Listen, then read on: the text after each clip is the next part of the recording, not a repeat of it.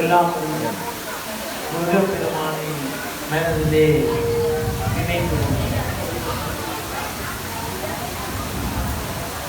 எங்களுடைய இந்த பட்டிமன்றத்தினுடைய நோக்கம் எங்கெல்லாம் கருத்து புறங்கள் இருக்கின்றனவோ, எங்கெல்லாம் மக்களுக்கு விழிப்புணர்வு தேவைப்படுகின்றதோ அந்த விடயங்களிலே எங்கள் மக்களுக்கு ஒரு விழிப்புணர்வை கொடுத்து அதனூடாக சமூகத்தை நல்வழிப்படுத்த வேண்டும் என்கின்ற ஒரு நிலையிலே இன்றைய இந்த நமது தமிழ் கலாச்சாரம், நமது பண்பாடு, சமய விழுமியங்கள் இன்று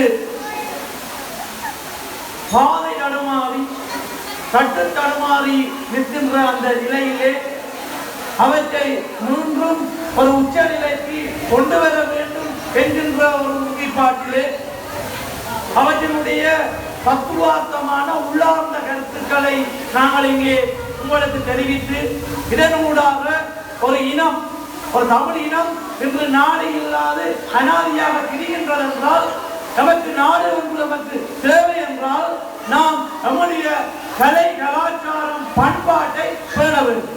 நீங்கள் உங்களுடைய கருத்தை பதிவு செய்யலாம். அப்படி என்றால் கலை கலாச்சார பண்பாடுகள் என்று பேணப்படுகிறதா?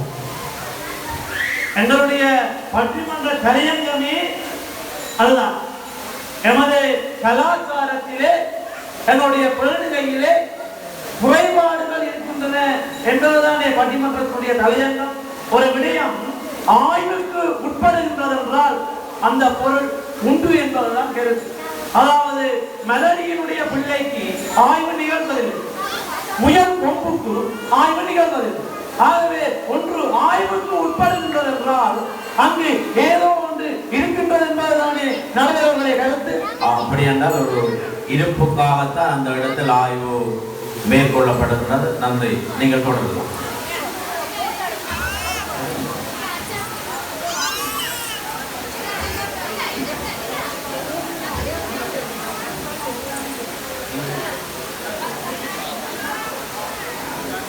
இந்து ஆலயங்கள் அதாவது பண்பாடு கலாச்சார விழுமிய பண்புகளை பேணிக்கின்றன. அந்த வகையிலே ஒவ்வொரு சமூகத்திலும் ஆசிரியர் கூறியது போல இந்திய சமூகம் இன்னும் உயிர் பெற வேண்டும் என்கின்ற அடிப்படையிலே தான் இந்த கலாச்சாரங்கள் பண்பாடுகளை ஆலயங்கள் உயர்த்திக்கின்றன. அப்ப இதுவரை நீங்கள் தாழ்ந்து விட்டது என்னதுங்களா? தாழ்ந்தவர்கள் என்று சொல்லவில்லை, சமூகத்திலே காணப்படுகின்ற நிலைகளை நோக்கமாக கொண்டு வளர்கின்ற சமுதாயம் மேலும் மேலும் வளர வேண்டும் என்கின்ற உயரிய நோக்கிலே ஆலயங்கள் கலை கலாச்சாரத்தை வளர்க்கின்ற நிறுவனங்களாக இருக்கின்றன. அருட்குமரன், நீங்கள் ஓடுகிறது. விண்ணகம் சென்றாலும் எண்ணகம் வாழ்ந்து கொண்டிருக்கும் தன்னகத்தால் வையகத்தில் என்னை வாழ வைக்கும் என் அன்பு தந்தையின் பாதார விண்ணங்களை வணங்கி சொல்லாடல் நிகழ்விற்கு நுழைகின்றேன். நடுவர்களே, எங்களது தலைவர் கூறியது போல ஒன்று ஆய்வுக்கு உட்படுகின்றது என்றால் அங்கே அது உயர்ந்த நிலையில் சென்று கொண்டிருக்குமா என்றால் அதை பற்றி நாங்கள் குறை சொல்ல மாட்டோம். ஒன்று குறைந்து கொண்டு விளைகின்றதால் தான் அதை பற்றி நாங்கள் கேள்வி கேட்போம், அதை பற்றி ஒரு ஆய்வுக்கு உட்படுவோம். என்று தமிழர்களுடைய கலை கலாச்சார பண்பாடு விழுமியங்கள் அழிவுப்பாதையை நோக்கி சென்று கொண்டிருக்கின்றது என்பதனால் தானே இந்த பட்டிமன்றத்துக்கு இவ்வாறான தலைப்பை நீங்கள் தேர்ந்தெடுத்துள்ளீர்கள். அழிந்து விட்டது நினைக்கிறீர்களா? அழிந்து கொண்டு போகின்றது. அழிந்து கொண்டு போகின்றது. இன்னும் அதை காத்து கொண்டு சில இளைஞர்களும் பெரியவர்களும் கட்டி காத்து இழுத்து வைத்துக் கொண்டிருக்கின்றார்கள். அதுதான் உண்மை. நன்றி, அருமையான நீங்கள் எல்லாம் வெல்ல விக்கினங்கள் நீக்குகின்ற விநாயகர் பெருமானுடைய தாமரை போன்ற பொற்பாத கமலங்களை போட்டி ஏற்றிக் கொண்டு வேண்டுவார் வேண்டும் பலவனத்தையும் அள்ளி பொழிகின்ற மைரியப்புல கந்த பெருமானுடைய பொற்பாத கமலங்களையும் போட்டி ஏற்றிக் கொண்டு இன்றைய பட்டிமன்றத்திலே நடுவராக இருக்கின்ற சமன் செய்து சீர்தூக்கும் கோல்போல் அமைந்தருவாய் கோணாமை என்று நடுவராக இருக்கின்ற பண்டிதர் கருணாநிதி அவர்களே, எந்தரப்புவாதிகளே எதிர்த்தரப்புவாதிகளே, இன்றைய பண்பாடு சமுதாயம் எல்லாம் உயர்ந்திருக்கின்றது. நாங்கள் பார்ப்போம் சமுதாயம் என்றால் என்ன. சமுதாயம் என்று நாங்கள் பார்க்கின்ற பொழுது இன்றைக்கு அராணி வடக்கிலே வாழுகின்ற 10 அடியோர்கள் எல்லோரும் அங்கே ஒன்றாக கூட்டாக இருப்பதுதான் சமுதாயம். அடுத்ததாக பார்ப்போம் பண்பாடு. இன்னைக்கு பண்பாடு என்றால் எங்களுக்கு சைவ சமயம் எப்படி இந்த வழியிலே நாங்கள் செல்ல வேண்டும் என்று எங்களுடைய நாயன்மார்கள், இன்னைக்கு சைவ சமய நாயன்மார்கள் மற்றும் ஔவையார் கூறியிருக்கின்றார், ஒருவன் ஒருத்தியாக வாழ வேண்டும் என்று ஔவையார் வாக்கிலே சொல்லியிருக்கின்றார். ஔவையார் தான் சொல்லியிருந்தால் நடைமுறையில நடப்பதாக இன்றைக்கு அதை நாங்கள் நடைமுறையில் படுத்த வேண்டும் அல்லவா? அடுத்து முயன்றாலும் ஆகினால் அன்பே எடுத்த கருமங்களாக கொடுத்த உருவத்தால் நீண்ட மரங்கள் எல்லாம் உயிராக இருக்கு. இன்றைக்கு பாருங்கள், மரத்திலே அந்த கொப்புகள் இலைகள் எல்லாம் எப்படி படுத்து விடுகின்றதோ அதே போல எங்களுக்கெல்லாம் நாங்கள் இப்படி இன்ன வழியிலே இதை செய்ய வேண்டும் என்று இன்றைக்கு எங்களுடைய சமுதாயம் பண்பாட்டை பேண வேண்டும் என்று இந்த ஆலய வழிபாட்டு நன்றி சஜீவர்கள். இப்பொழுது நம்முடைய பல்கலைக்கழக மாணவி மட்டக்களப்பு சரண்யா அவர்கள் நம்முடைய கருத்தை பதிவு செய்யலாம்.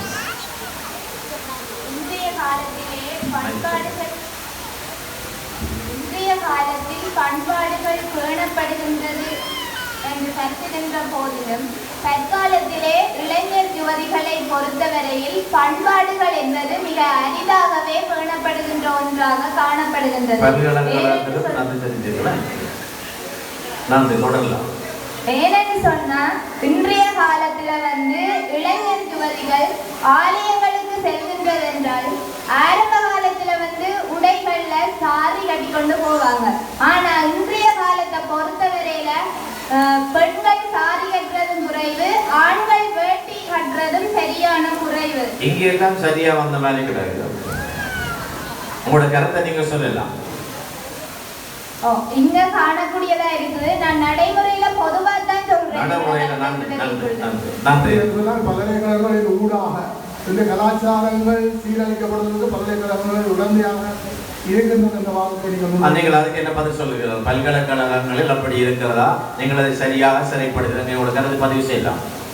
பல்கலைக்கழகங்கள்ல அவ்வாறான நடைமுறைகள் இருக்கின்றது என்று எல்லாத்த கருத்துமா இருக்கின்றது. நான் இல்லை என்று சொல்லல, இருக்குது. ஆனா அத சரியான முறையில நாங்கள் படிக்கிற ஒவ்வொருத்தரும் தாங்கள் சரியாக இருந்தால் அவ்வாறான ஒரு நடைமுறை இருக்காது. எல்லோரும் ஒருவர் சரியாக இருந்தால் அதை தாழ்ந்து சரி நீங்க சொல்லலாம். கலாச்சாரத்தை நாங்கள் பேணி பார்ப்பது எங்களுடைய பண்பாடு. அந்த பண்பாட்டை வளர்த்தெடுப்பது பல்கலைக்கழகங்கள். அந்த பல்கலைக்கழகங்களின் ஊடாக ஒவ்வொரு மாணவனுடைய கலாச்சாரத்தையும் அவர்கள் முன்னெடுத்து செல்ல வேண்டும் என்பதுதான் எங்களுடைய வாதம். ஆனால் இன்றைக்கு பல்கலைக்கழகங்களின் ஊடாக இந்த கலாச்சார சீரழிவுகளுக்கு உடந்தையாக பல்கலைக்கழகங்களின் ஊடாக அங்கே முன்னெடுக்கப்பட்டு வருகின்றன. நீங்களும் பல்கலைக்கழகத்திலிருந்து வந்தவர்கள் அப்படியே சந்திச்சுட்டு இருக்கீங்களா? என்னன்னு சொன்னா தற்காலத்தை பொறுத்தவரையில பகுடிவதைகள் என்றது முற்றாக ஒழிக்கப்பட்ட ஒன்றாக தான் காணப்படுகின்றது. சில பல்கலைக்கழகங்கள்ல தான் தொடருகின்றது. பல்கலைக்கழகம் என்பது பல்தரப்பட்ட கலைகளை எமக்கு ஊட்டி தருகின்ற ஒரு கல்வி கூடம். அங்கே பகுடிவாதங்கள் என்பதெல்லாம் 2000 ஆண்டுகளுக்கு முற்பட்ட காலத்திலிருந்தே ஒழிக்கப்பட்டுள்ளன. மிக அருமையான கருத்து. அப்படி என்று சொன்னால் தற்சமயம் பகுடிவாதங்கள் தென்னிலங்கை பல்கலைக்கழகங்களில் இலைமறை காயாக ஒன்றின் நடைமுறை வைத்துக் கொண்டு ஒட்டுமொத்த பல்கலைக்கழக சமூகத்தையும் ஒரு முறை செல்வது பொருத்தமற்றது.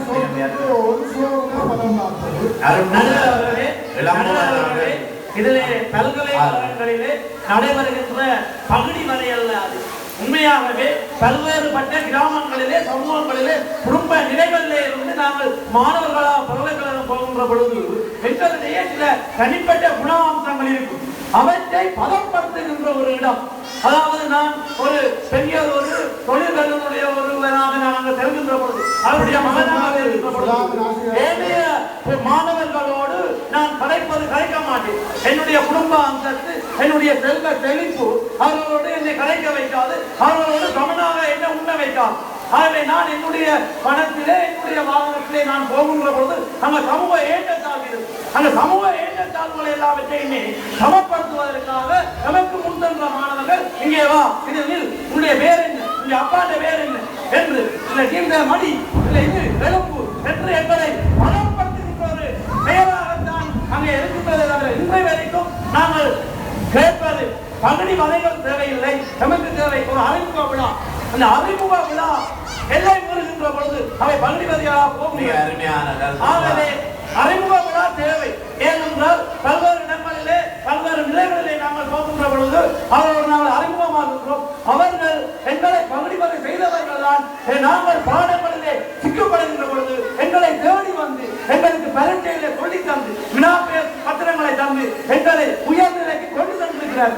ஆகவே ஒரு முரண்பட்ட அதாவது கரும்பினுடைய நுனியினை நாங்கள் தின்று கொண்டு அடுக்கி போவது போன்று ஆரம்பத்திலே ஒரு முரண்பட்ட உணவாக ஆரம்பித்தாலும் அந்த பகுதி வரைகள் பிற்காலத்திலே அவர்களுடைய வழிகாட்டலிலே நாங்கள் ஒரு சிறந்த உறவுகளை மாணவர்களாக திகழ்ந்து வந்திருக்கின்றோம் என்ற கருத்தை இங்கு பதிவிட விரும்புகிறேன்.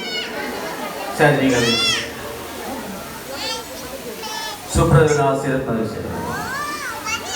ஆசிரியர் சொன்ன கருத்துக்கு அமைவாக நாம் இன்றைய இந்த தலைவிலே நாம் மேற்கொள்ள வந்த பட்டிமன்றமாக சொல்ல வந்த விடயம் இந்து ஆலயங்கள் கலை கலாச்சாரம் சமூக பண்பாட்டு விழுமியங்களை பிரதிநிதிக்கின்றன என்பதை கருத்திலே கொள்ள வேண்டும். அந்த வகையில சமூகம் என்பது ஒன்றுக்கு மேற்பட்ட மக்கள் சேருகின்ற இடம் சமூகம். விழுமியம் என்பது மேலானது. சமயம் என்பது வாழுகின்ற வழியை காட்டுவது. பண்பாடு என்பது காலம் காலமாக நாம் பேணுகின்ற விழுமியங்களை கட்டி காப்பது. ஆகவே ஒன்றுக்கு மேற்பட்ட மனிதர்கள் சேருகின்ற சமூகம் வாழுகின்ற வாழ்க்கை நெறியினூடாக மேலான பண்பாட்டு மரபுகளை பேணி நிற்பதே இந்து ஆலயங்களாக இருக்கின்றன. அந்த வகையில நாம் கூற வந்த விடயத்திலே இந்து ஆலயங்கள் மாணவர்கள் மட்டுமல்ல மக்களுக்கு விழுமிய பண்புகளை காட்டி நிற்கின்றன. எதிர்த்தரப்பு வாதி கூறினதற்கு அமைய அவர் சொன்னார், ஆலயங்கள் தற்போது கலாச்சார பண்பாட்டு உடைகளை மருகி வருகின்றன என்று. ஆனால் இந்து ஆலயங்களில் ஆண்கள் வேட்டி சாரி அணிவதும் பெண்கள் சாரி அணிவதும் தலைக்கு மலர் மாலை அணிவதும் இந்த மரபுகளில் ஆலயங்களிலே பெண்களை ஆண்களை பேணி காப்பதனூடாக இனி வருகின்றவர்களும் மரபுகளை பேணி காக்க வேண்டும் என்கின்ற செய்தியை சமூகத்துக்கு கொண்டு சென்றிருக்கின்றனர். மிக அருமையான கருத்தை சுப்ரதன் ஆசிரியர் பதிவு செய்திருந்தார். இப்பொழுது நடுவர் அவர்களே, எதிர்கட்சி தலைவர் கூறிய ஒரு விஷயத்திலே ஒரு பானை சோற்றுக்கு ஒரு சோறு மதம் என்று இன்றைய காலம் எல்லாம் குக்கர் விசில் அடிச்சாத்தான் சோறு காஞ்சிதா இல்லையான்னு தெரியும்.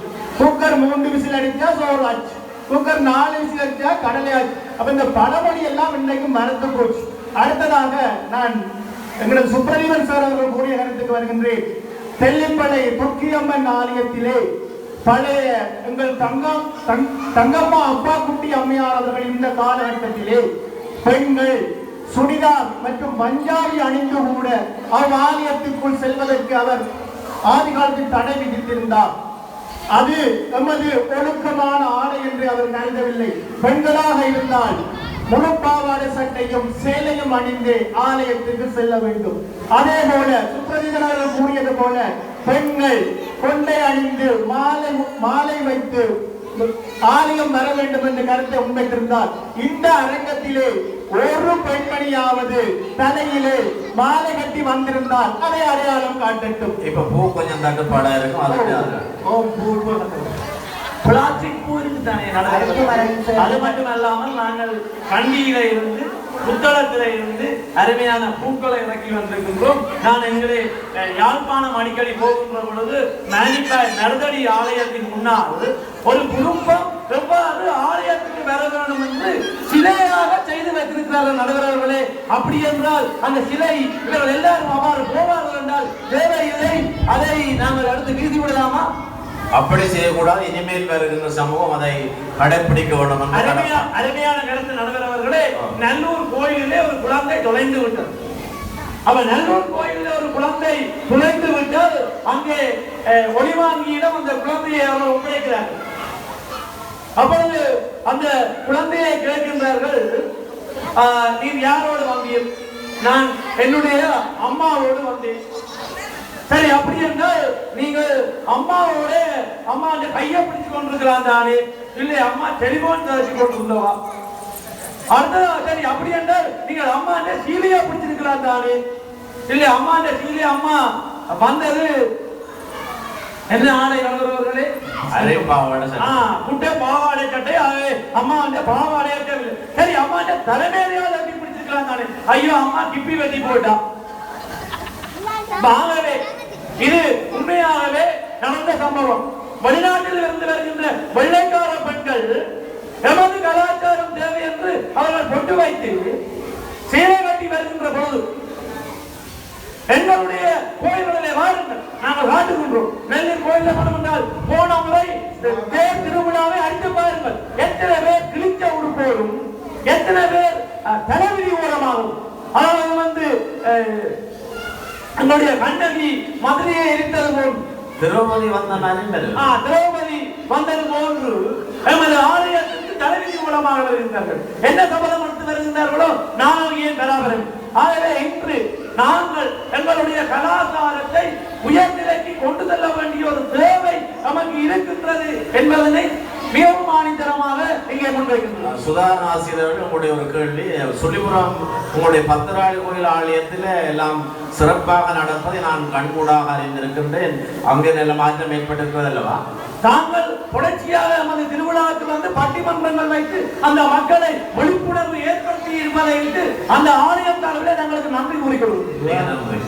சுதாரண ஆசிரியர்களே, இன்றைக்கு ஒருவர் அப்படி செய்வது என்றால் எல்லோரும் அப்படி இல்லை. நீங்க அறிந்து கொள்ள வேண்டும். இன்னைக்கு ஆடிவடக்கு மயிலியப்படுத்தை பாருங்கள், 10 அடியோட எல்லோரும் சைவ தமிழ் பண்பாட்டு கலைகளாச்சார விழுமியங்களை பின்பற்றி வந்திருக்கிறார்கள். ஆண்களை பாருங்கள், உதாரணத்துக்கு வேட்டி அணைந்து வந்திருக்கிறார்கள். பெண்களை பாருங்கள், எங்களுடைய சமய விழுமியங்களை பேணி வந்திருக்கிறார்கள். அவர்கள் எல்லாம் அங்கே திருமூலர் கூறியது போல உள்ளம் பெருங்கோயில் ஊடம்பு ஆலயம் வள்ளல் பிரானுக்கு வாய் கோபுரவாசல் தெண்ட தெளிந்தாக்கு சிவன் சிவலிங்கம் கல்ல பிறந்தும் தானா மணிவிளக்காய்